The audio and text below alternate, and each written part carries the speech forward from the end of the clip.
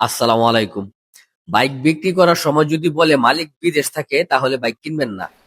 যে আসলে অনেক লোক আছে এরকম যে অনেক দিন যাবত একটা বাইক চালাইতেছে বা বাইক কিনে নিয়ে আসে সে ব্যবসার ক্ষেত্রে রাখছে যে ব্যবসা করব বা বিক্রি করবো আপনার কাছে। তো দেখবেন বাইক দেখানোর পরে বা বাইক আলোচনার পরে বলবে আপনাকে মালিক বিদেশ থাকে বা কিছু কাগজ বিআরটিতে আটকা আছে বা মালিক বিদেশ থেকে আইসা কিছুদিন পরে আপনাকে নাম পরিবর্তন করে দিবে। এরকম লেনদেন থেকে অবশ্যই বিরত থাকবেন, কারণ আপনি যখন রোডে বের হইবেন একটা বাইক নিয়ে তখন কিন্তু আপনি ভাববেন যে সেটার মালিক আপনি, কিন্তু আসলে সেটার মালিক তো যিনি বিদেশ থেকে উনি।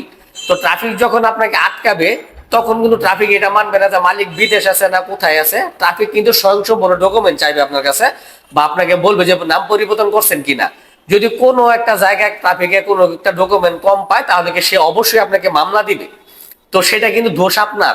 তা আপনি দেখে শুই না একটা মানে মালিক নাই এরকম একটা বাইক ক্রয় করে ফেলছেন। তো অবশ্যই আমি বলবো আমার অভিজ্ঞতা থেকে যে বিদেশ থেকে বা মালিক মারা গেছে এরকম বাইক কেনা বেচা থেকে অবশ্যই বিরত থাকবেন। ধন্যবাদ আপনাদেরকে ভিডিওটা দেখার জন্য। ভিডিওটা ভালো লাগলে ভিডিওটা শেয়ার করে দিবেন অন্যের উপকারের জন্য। আসসালামু আলাইকুম।